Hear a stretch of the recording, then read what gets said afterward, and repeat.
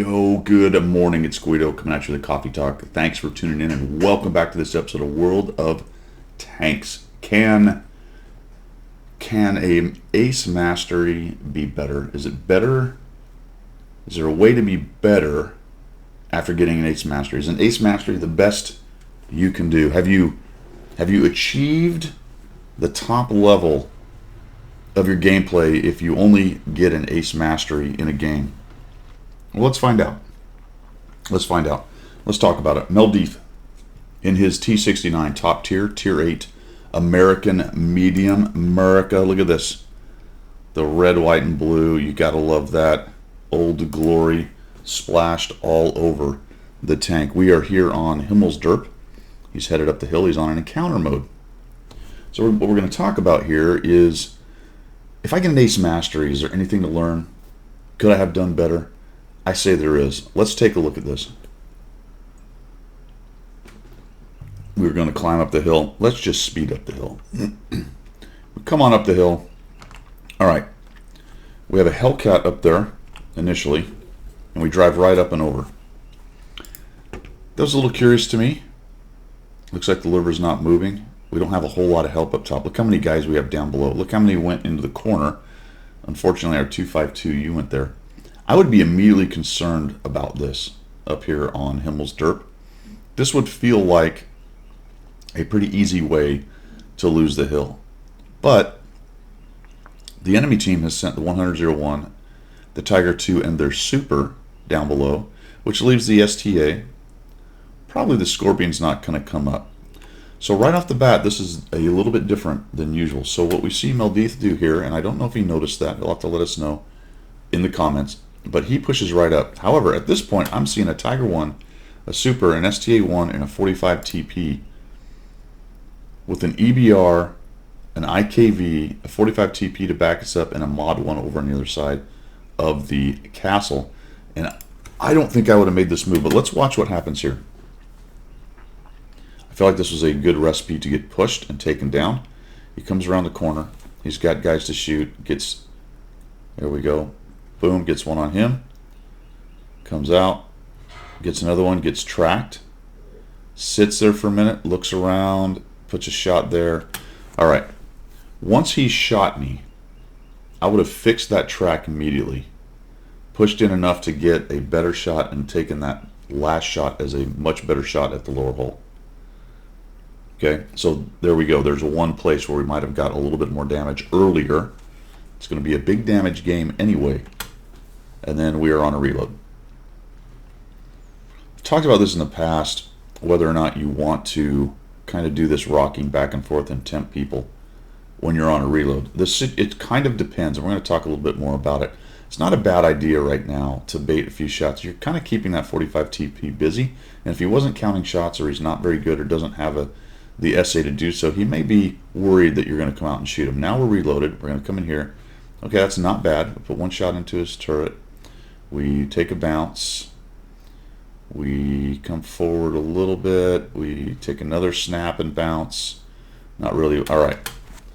This is going to be a theme for the rest of this game. You're going to do this quite a bit. But there's a lot of poking and snapshotting here. Kind of just aiming in the general direction. Sometimes it's near a weak spot, but it's a lot of just coming out and snapping. And on the one hand, that's very good, because it is minimizing your exposure. On the other hand, there's a couple situations in here where a better aimed shot would have got the damage downrange sooner. They have 1, 2, 3 with the T20, 4, 5, 6, 7 tanks against your 4. And the Mod 1's already almost dead. And you're an autoloader. You're going to have a good game. We're going to watch the rest of it, but I'm going to tell you right now, this team misplayed this hill so bad, it makes me want to cry for them.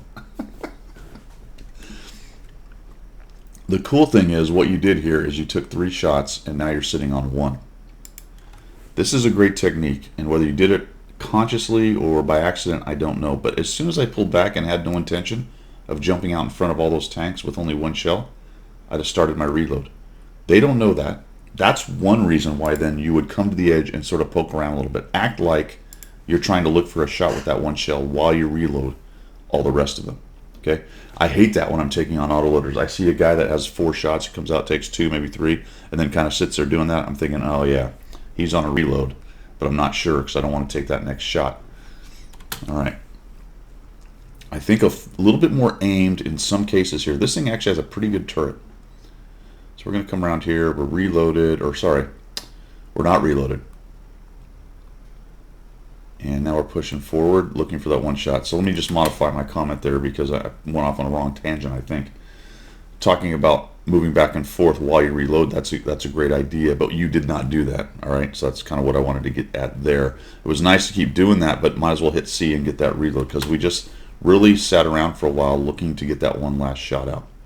So slight modification on my discussion there, but it's the same discussion. We finally get into a reload.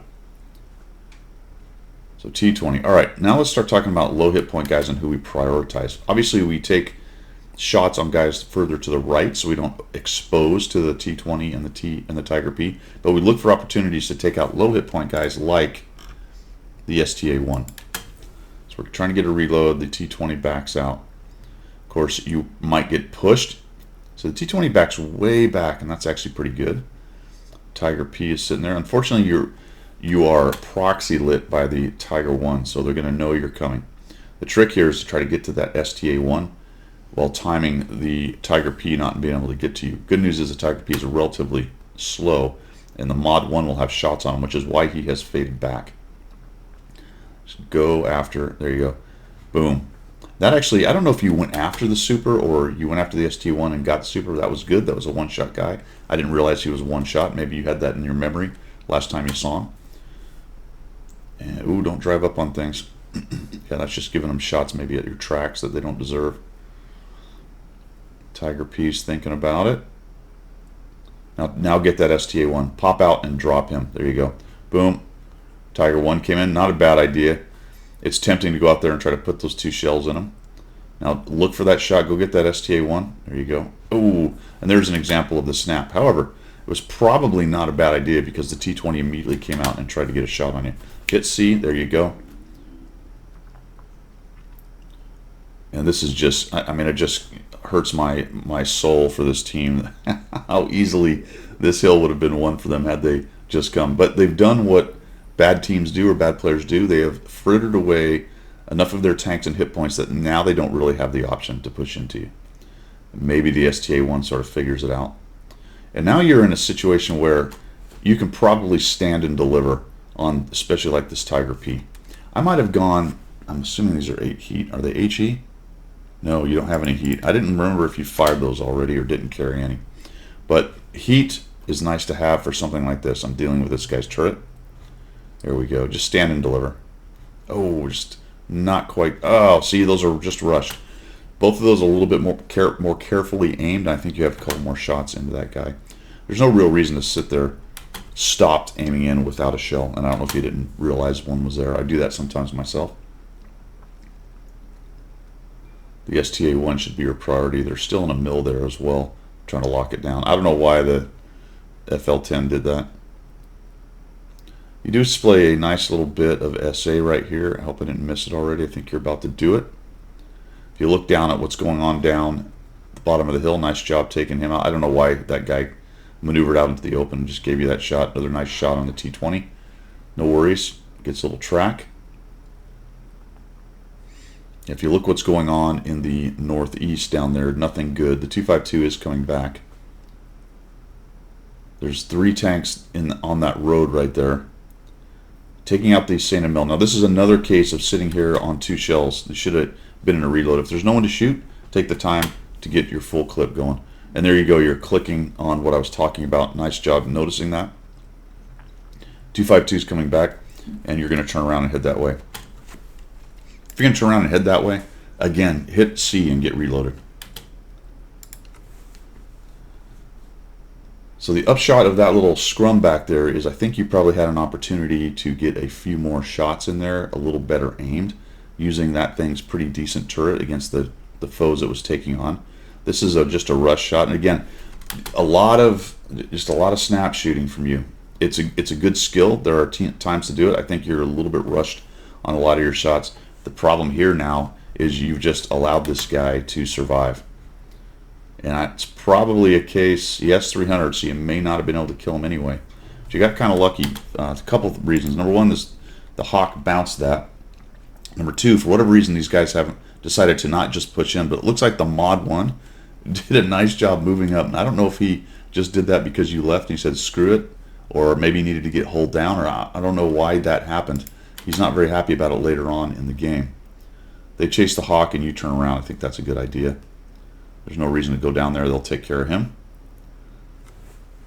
And there goes the mod one. So very, very interesting. And they could have done that to all of you guys had they just pushed a little bit earlier. We got the tiger one. He's sitting over here. We get reloaded finally. And we're going to come around the corner. Now, if you're not carrying any heat, I'll go back and look at it after this. All right, this is another example of, we'll get back to the heat thing in just a minute. There's another example of rush shots. You come around here and you just rush that shot. He puts a nice angle on you. You bounce your shot off the side of the guy, and all of a sudden you have less options. Finally get one in there. The Emil is running, and that's an auto aim time right there. I know that auto aim can boof you sometimes, but on big flat-sided tanks like Tiger 1s, when it centroids on a Tiger 1, based on how tall it is and flat, it is right where you want to shoot it. Whereas on some of the lower Russian tanks, sometimes it's right, the centroid is right near the edge of the top armor, and you can either get into the turret or get weird bounces off the top of the deck. On big flat-sided stuff like that, you just have to watch when you auto-aim it where the aim point is sitting on the tank as to whether that's a good idea or not.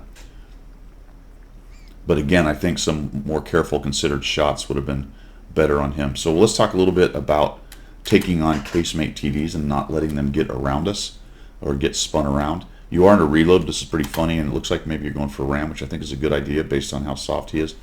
All right, as soon as he stopped, I don't think I would have gone for the ram. I'd have hooked left while he started and stayed behind him, as opposed to getting into this spot. Now, as soon as he starts doing that, I need to shift my hole left so that now I'm going the other way from him and forward for me while he spins. So I have enough speed to keep around this dude. All right. As it is, you back up and then you come off, and holy cow, we're letting him get his gun around. You need to be headed off up to the left and around that guy so that he doesn't do this. There was no reason to let him have that shot. There you go. That's where you want to be. And that's what I'm talking about right there. You're going forward. He's trying to go backwards to spin around, and you could have got to that position much faster. You're almost a one-shot to the Tiger P, but not quite. You've got enough shells to take him on. See if you can bait a shot. There you go. You bait it. They do reload pretty quickly, somewhere around 6 seconds, something like that. And we get that shot, man. Thank goodness that worked. What's his front armor right there? But you had two, and if the one missed, you probably could have got around to his side. And we end up with 5 kills, man. 3,464 damage, 1,200 bounced.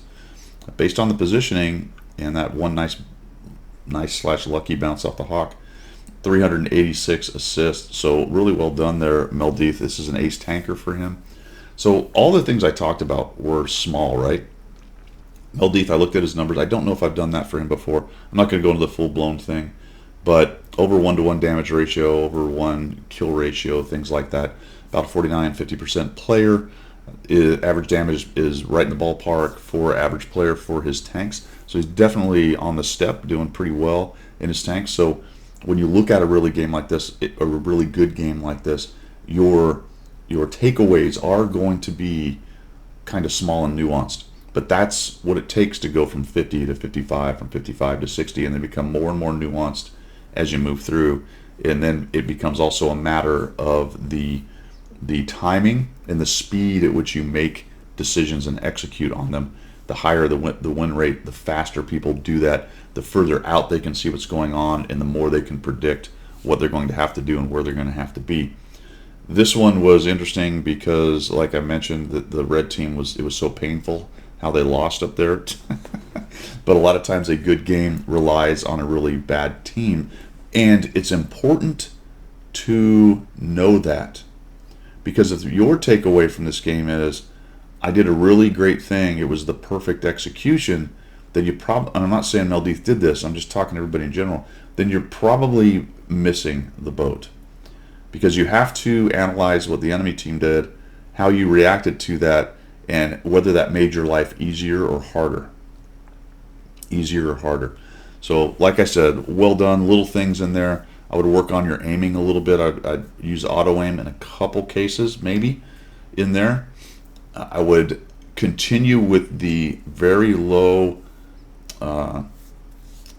exposure rates that you have, but maybe think about standing and delivering in a couple more cases with a little bit more carefully aimed shots. But hey, you know what? You did a nice job, and it was a good replay. I do appreciate you sending that in. I hope that helped a little bit. That's all I've got. We will see ya.